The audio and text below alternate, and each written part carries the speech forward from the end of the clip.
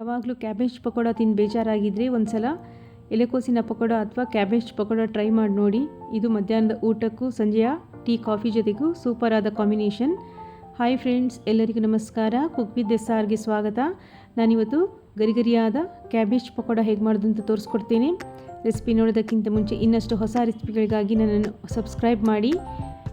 ಈಗ ರೆಸಿಪಿ ಹೇಗೆ ಮಾಡೋದು ಅಂತ ನೋಡುವ ಬನ್ನಿ. ನಾನಿಲ್ಲಿ ಒಂದು ದೊಡ್ಡ ಬೌಲಲ್ಲಿ ಕ್ಯಾಬೇಜು, ಸ್ವಲ್ಪ ಕರಿಬೇವು, ಸ್ವಲ್ಪ ಕೊತ್ತಂಬರಿ ಸೊಪ್ಪು, 2-3 ಹಸಿಮೆಣಸು, ಜೀರಿಗೆ, ಕೊತ್ತಂಬರಿ, ಹಾಗೆ ರುಚಿಗೆ ತಕ್ಕಷ್ಟು ಉಪ್ಪನ್ನು ತಗೊಂಡಿದ್ದೇನೆ. ಹಾಗೆ ಅರ್ಧ ಕಪ್ಪು ಕಡಲೆ ಹಿಟ್ಟು ಆಮೇಲೆ ಬೇಕಿದ್ರೆ ಮತ್ತೆ ಸ್ವಲ್ಪ ತಗೊಳ್ಬಹುದು.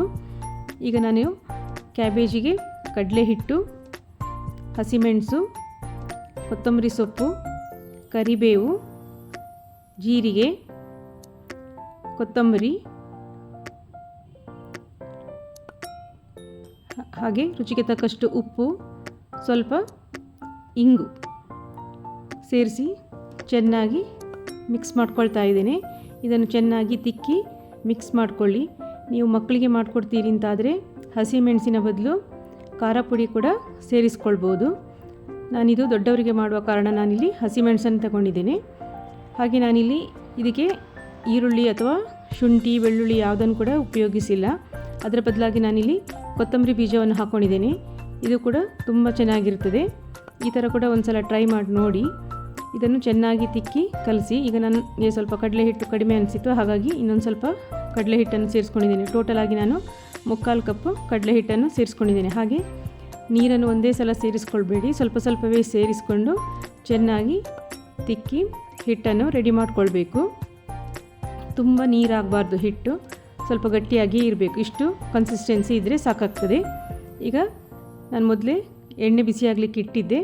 ಎಣ್ಣೆ ಬಿಸಿಯಾಗಿದೆ ಅಂತ ಚೆಕ್ ಮಾಡಿಕೊಂಡು ಒಂದೊಂದೇ ಪಕೋಡವನ್ನು ಎಣ್ಣೆಯಲ್ಲಿ ಬಿಡಬೇಕು. ನೀವು ಎಷ್ಟು ಎಣ್ಣೆ ಇಟ್ಕೊಂಡಿದ್ದೀರಾ ಅದಕ್ಕೆ ಅನುಗುಣವಾಗಿ ಪಕೋಡವನ್ನು ಬಿಟ್ಕೊಳ್ಳಿ. ನಾನಿಲ್ಲಿ ಒಂದು ಸಲಕ್ಕೆ 6-7 ಪಕೋಡವನ್ನು ಎಣ್ಣೆಯಲ್ಲಿ ಬಿಟ್ಕೊಂಡಿದ್ದೇನೆ.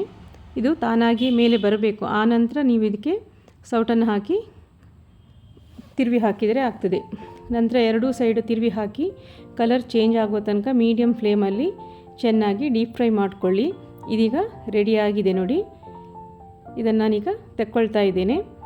ನಾನು ಇದೇ ಥರ 2-3 ಬ್ಯಾಚಲ್ಲಿ ಇದನ್ನು ಫ್ರೈ ಮಾಡ್ಕೊಂಡಿದ್ದೇನೆ. ಕ್ಯಾಬೇಜ್ ಪಕೋಡವನ್ನು ಎಣ್ಣೆಯಲ್ಲಿ ಬಿಡಬೇಕಾದ್ರೆ ಸೈಡಲ್ಲಿ ಒಂದು ಕಪ್ಪಲ್ಲಿ ನೀರು ಇಟ್ಕೊಳ್ಳಿ. ಕೈಯನ್ನು ಒದ್ದೆ ಮಾಡಿ ಈ ಥರ ಎಣ್ಣೆಯಲ್ಲಿ ಪಕೋಡವನ್ನು ಫ್ರೈ ಮಾಡಿಕೊಳ್ಬೇಕು. ಹಾಗಿದ್ದರೆ ನಮಗೆ ಈಸಿಯಾಗಿ ಪಕೋಡವನ್ನು ಬಿಟ್ಕೊಳ್ಳಿಕ್ಕಾಗ್ತದೆ.